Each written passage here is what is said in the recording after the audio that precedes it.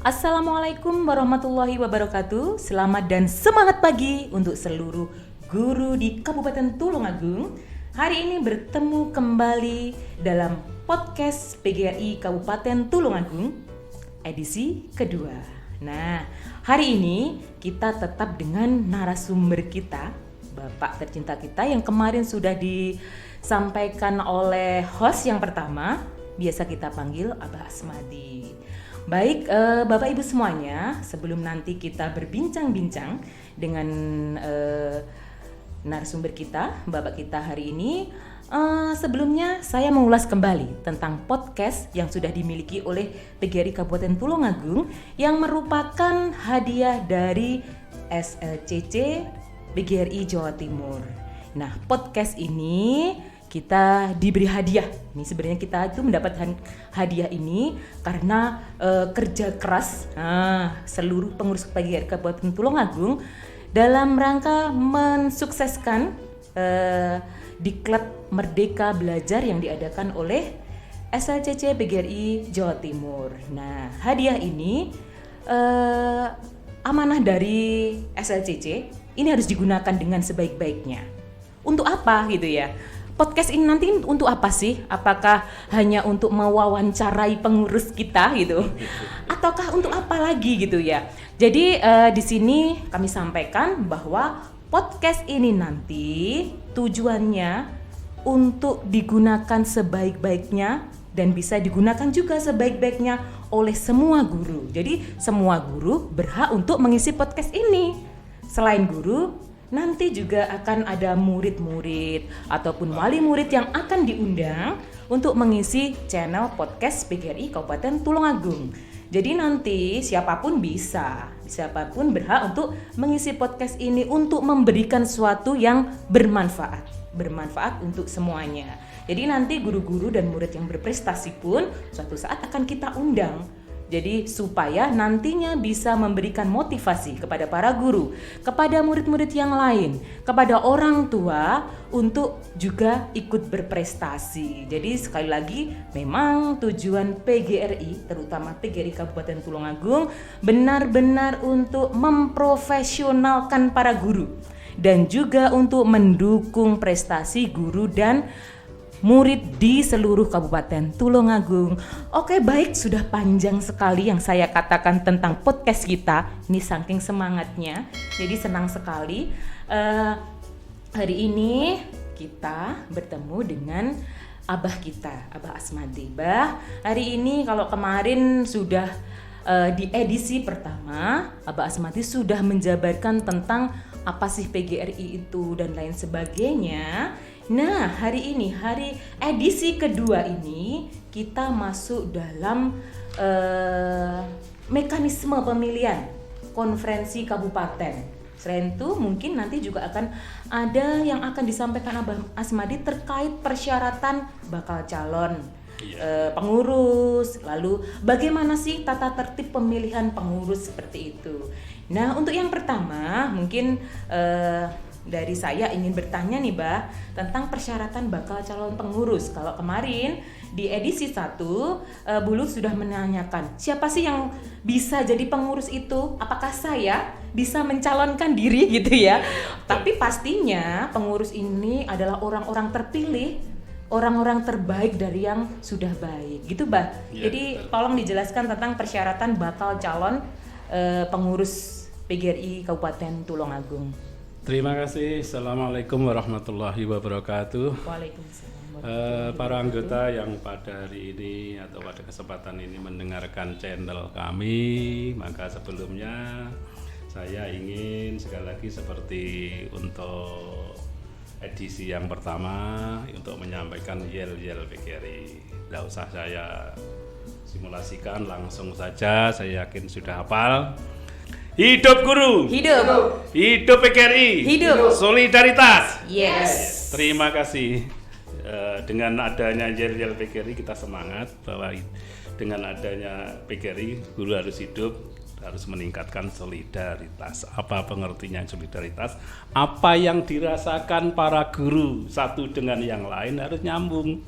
Jangan malah kita saling tidak nyambung atau acuh terhadap teman yang lain. Maka setiap ada aktivitas usaha untuk memecah belah anggota, untuk memecah belah guru, maka itu harus kita lawan. Itu saya kira itu. Ibu Bapak yang kami hormati, ini adalah edisi yang kedua. Edisi yang pertama kita sudah mulai membahas mengenai kepengurusan. Untuk lebih jelasnya syarat-syarat pengurus akan saya sampaikan sesuai dengan anggaran dasar dan anggaran rumah tangga, sehingga pemahaman kita tidak hanya reka-reka tetapi kita sesuai dengan aturan yang ada di dalam organisasi. Aturannya terdapat di mana? Anggaran dasar dan anggaran rumah tangga. Siapa yang menyusun anggaran dasar anggaran rumah tangga? Yaitu Forum Kongres di tingkat nasional. Itu setiap 5 tahun sekali Kongres meninjau bahkan bisa menambah mengurangi, yaitu isi-isi yang ada di dalam anggaran dasar dan anggaran rumah tangga. Mengenai persyaratan atau syarat-syarat pengurus itu dicantumkan di dalam anggaran rumah tangga PGRI bab 8 pasal 28. Jadi kalau panjenengan misalnya ingin tahu anggaran dasar, bisa dibuka di website PGRI, yaitu www.pgri.or atau or.id atau id. Itu dibuka, jadi www.pgri.or.id. Di sana dengan cari ada channel khusus atau laman khusus tentang anggaran dasar dan anggaran rumah tangga. Saya bacanya yaitu syarat-syarat pengurus anggaran rumah tangga PGRI bab 8 pasal 28 ayat 1.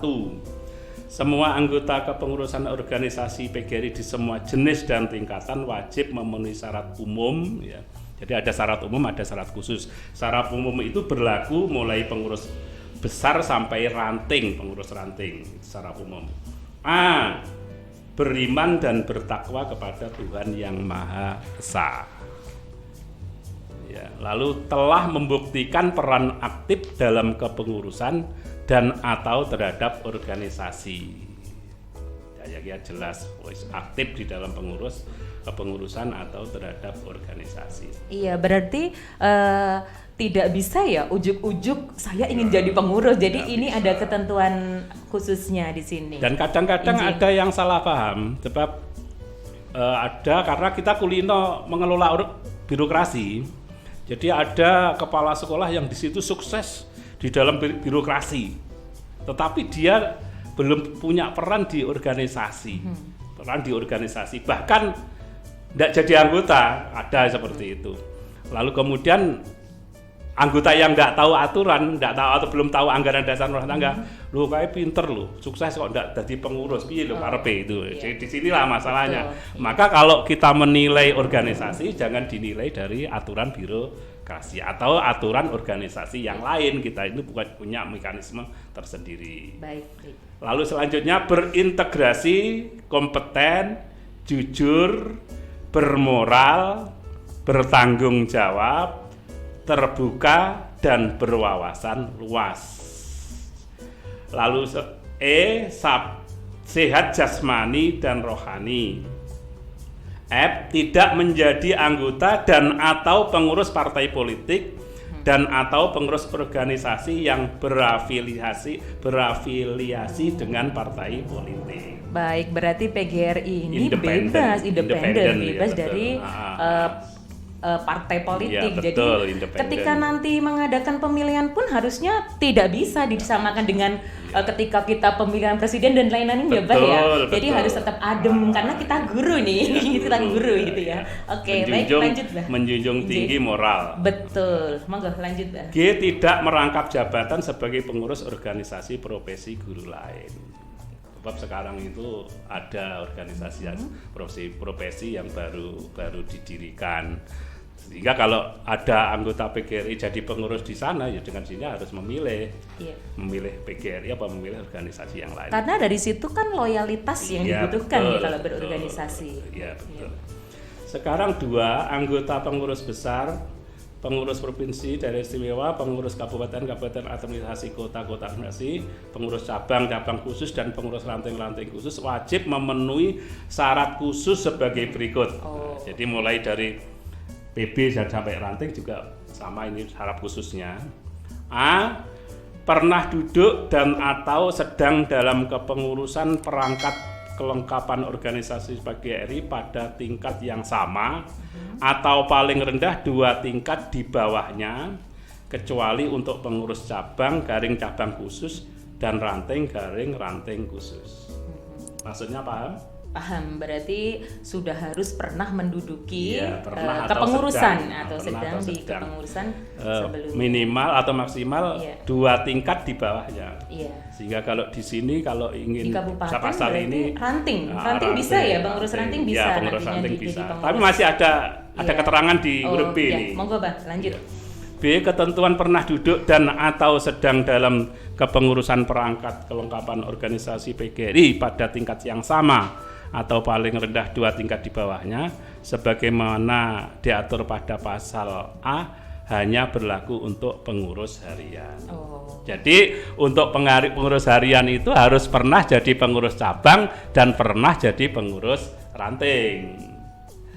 Berapa pengurus harian itu? Pengurus harian itu jumlahnya ada 7. 7 itu yang dipilih langsung itu ada 4. Yang 3 yang memilih adalah formatir yang dipilih langsung itu, termasuk melengkapi pengurus plenonya yang di situ ada sekretaris bidang yang jumlahnya 14 sekretaris bidang, sehingga jumlahnya 21. Iya, berarti nanti mungkin akan dijelaskan di mekanisme pemilihan. Iya, nanti saya terangkan tata caranya. Lebih sementara jelas itu bahwasanya yang nanti dipilih oleh calon pemilih itu adalah 4 itu tadi, dan yang memilih nanti keanggotaan di kepengurusannya itu beliau-beliau yang nantinya sudah itu terpilih formatur itu. yang akan melengkapi 21 kepengurusan. Untuk membuktikan bahwa dia itu sebagai anggota bagaimana? Sekarang itu sistem keanggotaan PGRI itu sudah punya database secara online, Mbak Diana, itu sejak tahun 2012 itu sudah online sejak tahun 2012 sampai sekarang, sehingga kalau ingin mengecek apakah yang akan mewakili atau menjadi calon pengurus itu betul-betul sudah jadi anggota, maka dilihat pada database. Database di situ akan diketahui. Sampai di yang ketiga, Pak. Yang ketiga, C. Bekerja dan bertempat tinggal di wilayah kerja organisasi. Kalau pengurus Kabupaten Tulungagung dengan sendirinya kerjanya harus di Tulungagung. Bukan tempat tinggalnya, tapi kerjanya. Boleh orang Blitar misalnya jadi pengurus PGRI Kabupaten Tulungagung karena mengajar di SMK 3 Boyolangu misalnya itu. Walaupun orang Tulungagung, tapi kalau mengajarnya di Blitar itu berarti tidak boleh jadi pengurus. Jadi yang bertempat tinggal itu adalah sesuai dengan kerja. Iya, ini pengetahuan baru bagi saya, Mbak. Saya kira yang penting beliau itu tinggal di Tulungagung bisa jadi pengurus, ternyata ini ada ketentuannya. Iya, ini benar-benar pengetahuan baru untuk kita semuanya. Oke, lanjut lagi. Lalu D. Tidak merangkap jabatan pengurus PGRI pada tingkat lainnya. Jadi kalau sudah jadi pengurus provinsi, tidak boleh dipilih di tingkat kabupaten. Harus mengundurkan diri dulu di provinsinya, baru dipilih di kabupaten. Yang E. Tidak menduduki jabatan pengurus lebih dari 2 kali masa bakti berturut-turut dalam jabatan yang sama. Itu contoh saya. Saya itu jadi sekretaris PGRI Kabupaten sudah 2 periode, yaitu periodenya Pak almarhum Soeharno, yaitu tahun 2010 2015, lalu periode Pak Giarno ini 2015-2020, sehingga ini 2 periode di dalam sekretaris. Karena sekretaris 2 periode tidak boleh ini dipilih sekretaris, boleh dipilih di F1-nya jadi ketua sekalian. Karena sudah pengalaman di sekretaris 2 periode. Misalnya. Jadi orang yang 2 kali periode sekretaris itu dengan sendirinya kan tahu aturan di situ. Atau wakilnya. Makanya di situ masalahnya. Lalu ada lagi yang tidak boleh lagi, yaitu Pak Suryono. Iya. Pak Suryono itu jadi wakil ketua juga sudah dua periode. Jadi periodenya Pak almarhum Soeharno dan periode 15-20 yaitu periode Bapak Sugiyarno. Iya, berarti ini berlaku untuk yang lain juga. Gitu jadi ya. beliau Pak Suryono misalnya mau dipilih, ya dipilih di F1 sekalian atau di sekretarisnya. Di F3 kalau F3, kalau F2 enggak bisa. Iya. Kalau dipaksakan berarti itu tidak sah. Iya, melanggar. Iya, melanggar anggaran dasar pasal itu tadi pasal 2 itu tadi ayat 2 huruf E, tidak menduduki jabatan pengurus lebih dari 2 kali masa bakti berturut-turut dalam jabatan yang sama. Itu persyaratannya pengurus. Nah, terus apalagi yang baik, ditanyakan? sepertinya tadi sudah jelas pertanyaan yang pertama. Ini adalah sesuatu yang baru yang memang harus semua anggota ketahui tentang persyaratan bakal calon. Tadi sudah dijelaskan oleh Abah Asmadi, Sekretaris BGRI Kabupaten Tulungagung, tentang persyaratan bakal calon yang sesuai dengan ADART. Dan tadi saya garis bawahi bahwa Bapak Ibu semuanya, kita semua anggota PGRI bisa mendapatkan informasi lengkap tentang ADART dan lain-lain melalui website PGRI www.pgri.or.id gitu ya. Untuk selanjutnya ini kita masuk ke mekanisme pemilihan gitu ya. Jadi sama seperti host yang pertama, Bu Lulut, bahwa baru kali ini saya kebetulan untuk yang ini masuk ke calon pemilih gitu ya. Jadi belum punya gambaran sama sekali, belum punya pengalaman sama sekali. Maka di sini hari ini tujuan podcast kita adalah edukasi tentang mekanisme pemilihan supaya para calon pemilih, mungkin bagi para calon pemilih yang akan datang, supaya tahu bagaimana sih mekanisme pemilihan itu yang sesuai gitu, yang sesuai memang sesuai dengan ADART PGRI gitu. Monggo, Mbak. Terima kasih. Sekarang kita masuk pada tata cara dan proses pemilihan pengurus. Di dalam anggaran dasar anggaran rumah tangga itu diatur di dalam bab 11 pasal 37 anggaran rumah tangga, bab 11 pasal 7 ayat 4. Jadi anggaran rumah tangga PGRI bab 11 pasal 37 ayat 4. Saya terangkan atau saya jelaskan. Bab ini sudah kaitannya dengan peraturan, saya tidak berani ngiro-ngiro atau seingat saya, apalagi ini forumnya adalah forum podcast yang harus edukasinya harus betul-betul istilahnya valid harus valid sehingga dan mendasar harus ada dasarnya gitu. Ada syukur ngomong gitu. Jadi bab 11 pasal 37 ayat 4 tata cara dan proses pemilihan pengurus kabupaten, garing kabupaten administrasi, garing kota administrasi diatur sebagai berikut. Ayat 4 huruf A, pemilihan pengurus kabupaten, garing kabupaten administrasi, garing kota administrasi dipimpin oleh pengurus provinsi atau daerah istimewa. Jadi nanti pada saat pemilihan pengurus itu yang memimpin pengurus provinsi. Pengurus provinsi yang akan hadir di sini siapa? Bisa ketuanya, bisa pengurus pleno yang lain. Itu harus, karena kalau tidak dipimpin oleh pengurus provinsi bisa chaos. Iya. Bisa chaos, bahaya itu. Lalu B, konferensi mengesahkan panitia pelaksana pemilihan pengurus kabupaten, garing kabupaten administrasi, kota administrasi yang membantu pelaksanaan pemilihan.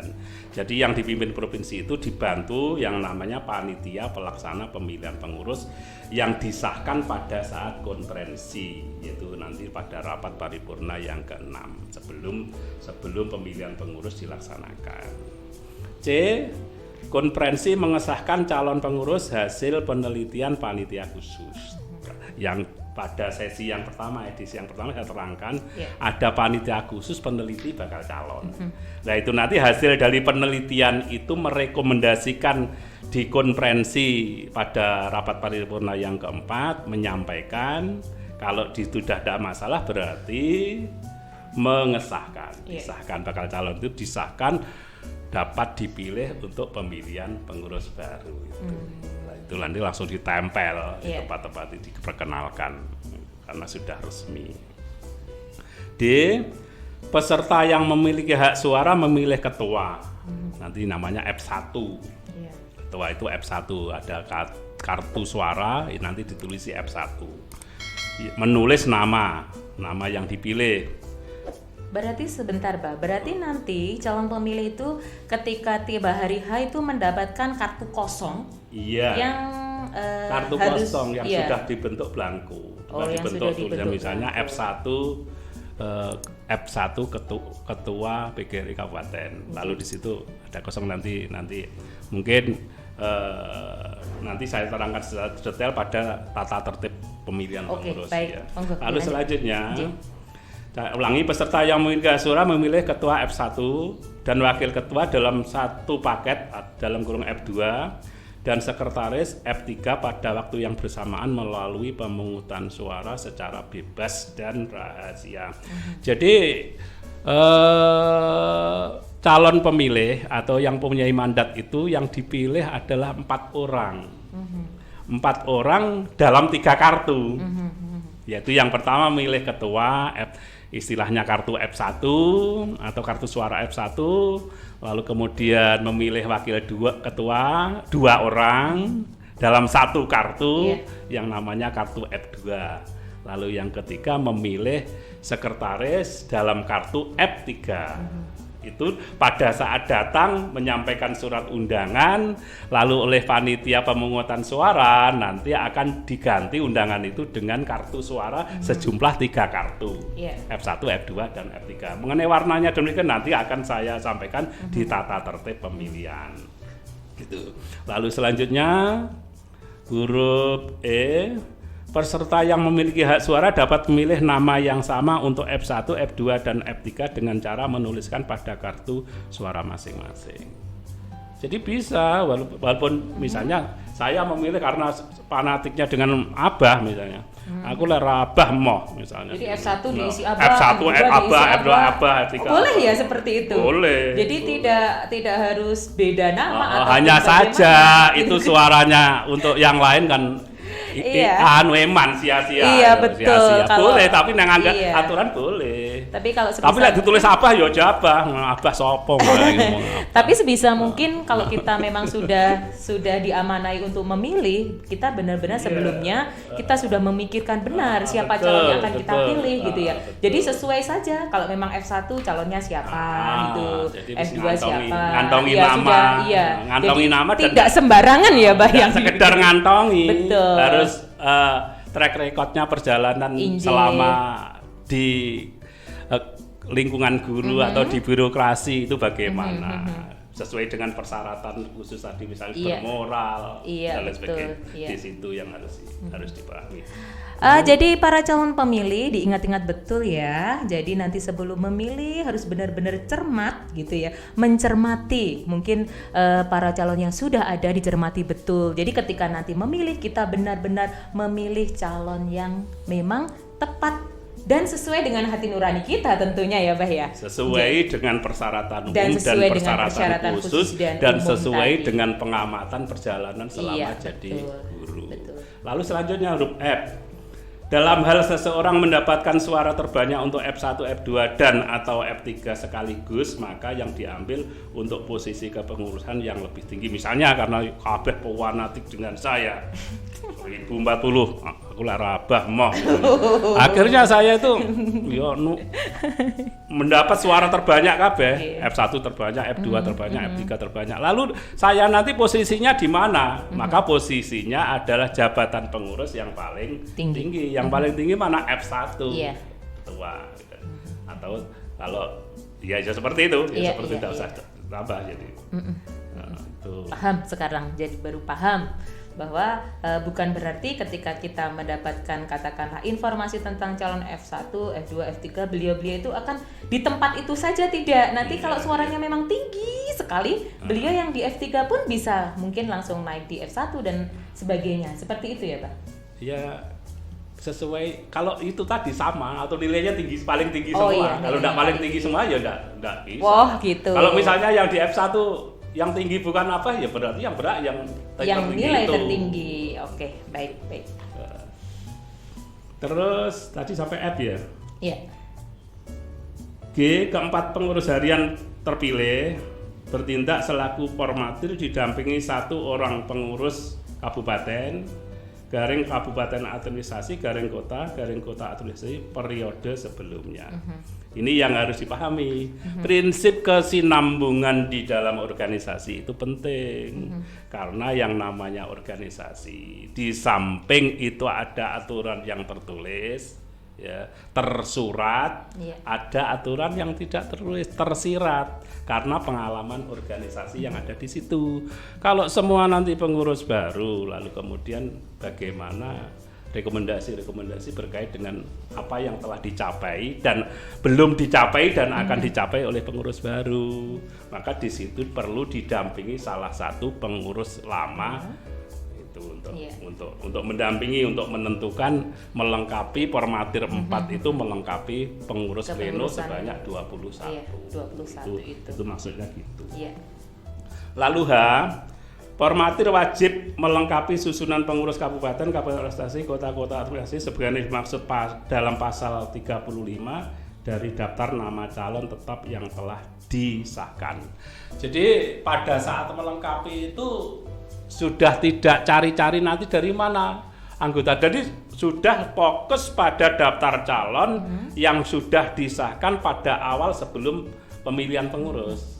Itu harus di situ, harus diambilkan dari situ, tidak boleh mengambil yang bukan dari usulan itu. Nah, kan ini yang harus dipahami oleh formatir gitu loh.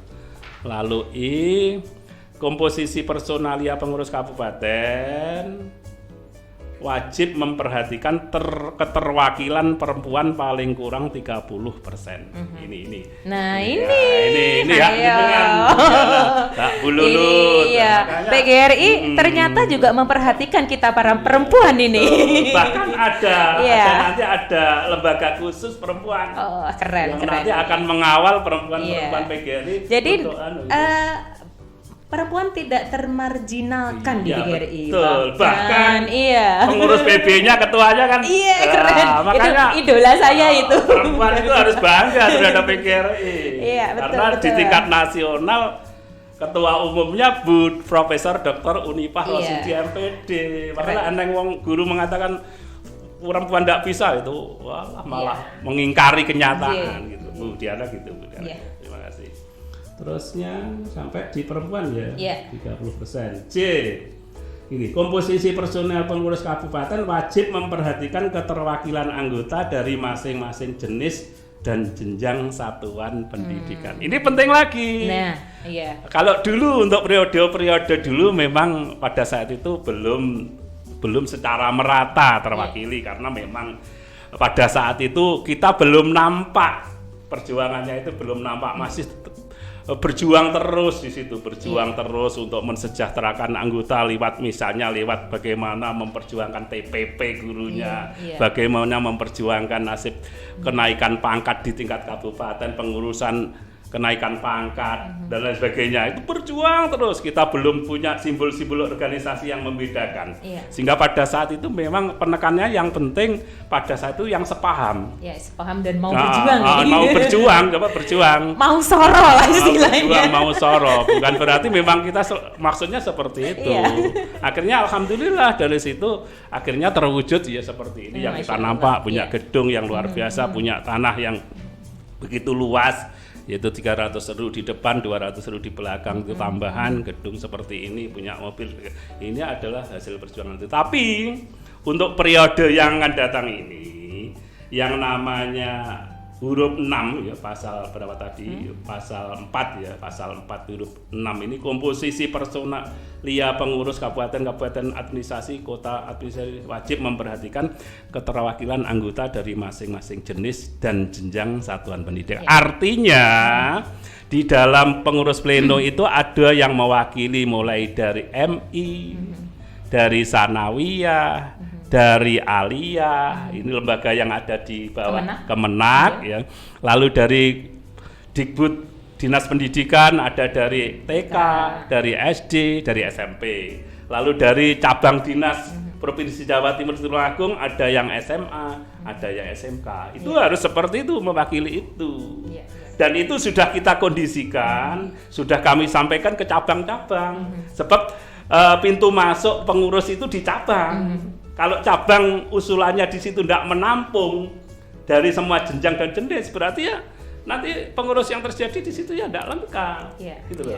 Makanya di sini semua pintu yang terjadi di dalam kepengurusan maupun kegiatan konferensi kabupaten itu pintu masuknya adalah cabang. Kalau cabang di situ sudah sesuai dengan anggaran dan rumah, insya Allah pada saat kita menempatkan orang-orang itu sudah tidak mengalami kesulitan.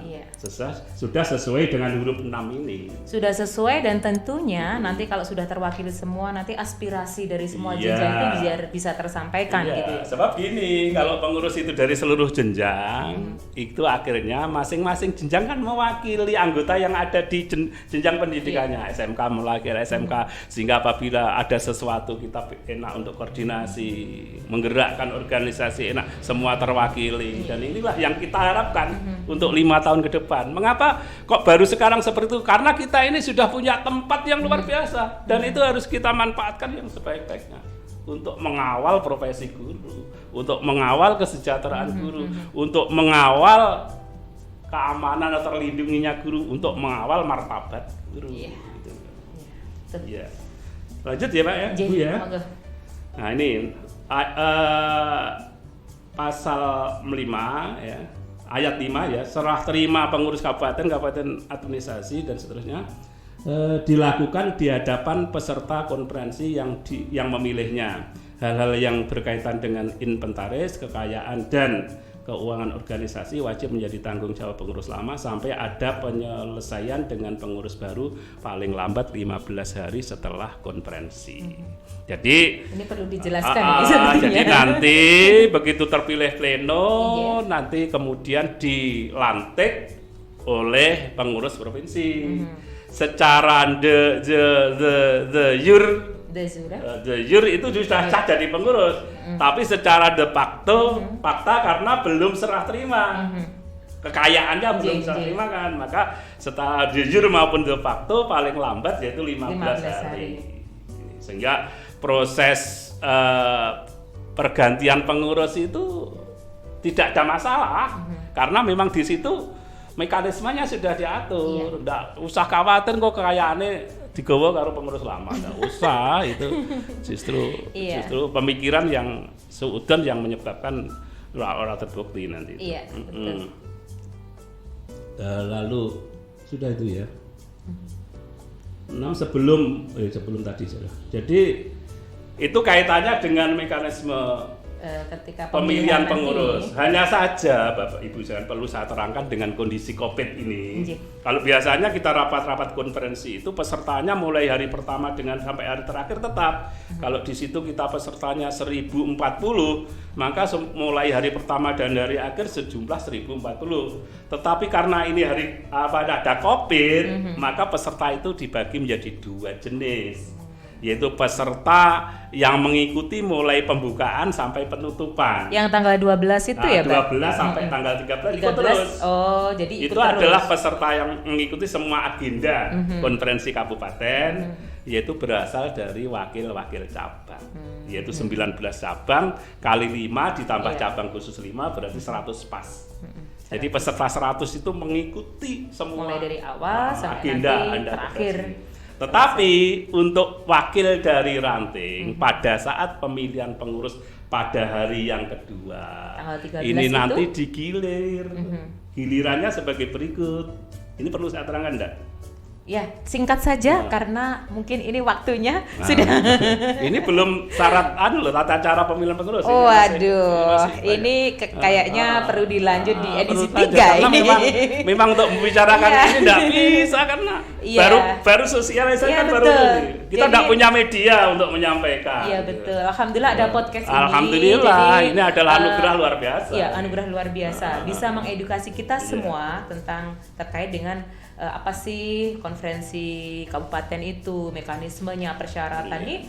ilmu baru loh kalau bagi Iya, kita betul, semuanya gitu. betul. Mungkin banyak Bapak Ibu yang belum paham, maka di sini perlu gitu. Oke, baik. Berarti hari ini di edisi kedua ini, karena kita tidak mengira bahwa dengan membicarakan persyaratan bakal calon dan mekanisme pemilihan itu saja sudah benar-benar sebenarnya panjang sekali. Iya, panjang, Jadi betul. membutuhkan waktu yang lama karena dari Abah Asmadi ini berharap, dari PGRI Kabupaten Tulungagung ini berharap Bapak Ibu semuanya pengetahuan tentang konferensi kabupaten ini benar-benar mantap gitu. Jadi Ya, tidak betul, setengah-setengah, betul, maka betul. perlu dijelaskan tadi secara biar valid, biar mendasar, maka dibacakan ADART-nya. Jadi ini sekali lagi pengetahuan baru untuk kita semuanya.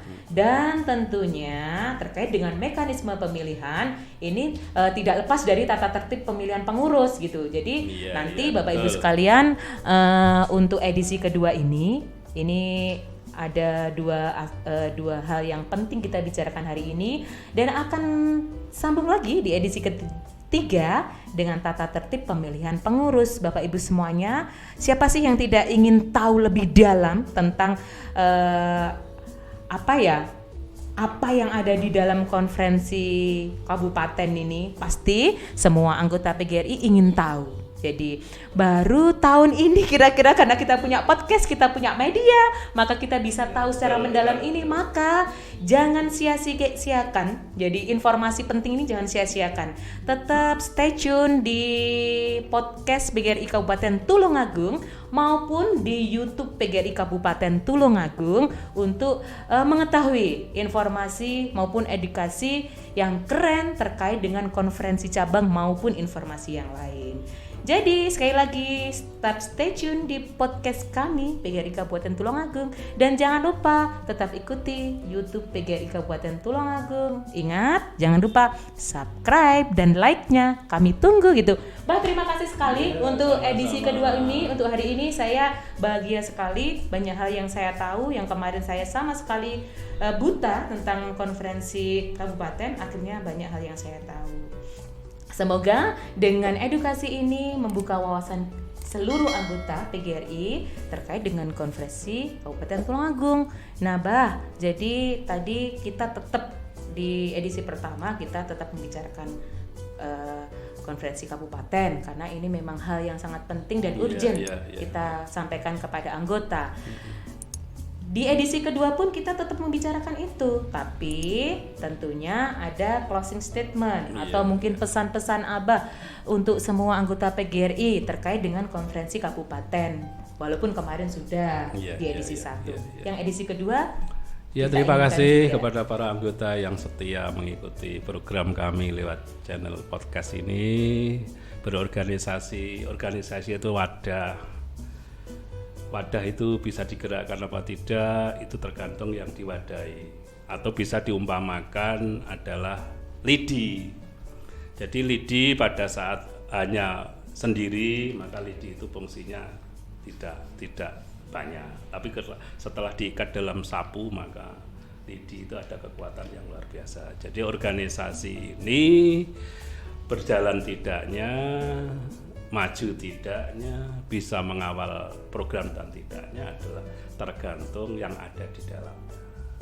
Itu di dalamnya para anggota mulai jajaran di Kemenak, di Dinas Pendidikan dan di cabang Dinas Pendidikan Provinsi. Kalau mereka semua program berpartisipasi maksimal, insya Allah apapun beratnya program yang akan ditangani, kecil, potensi PGRI ini luar biasa.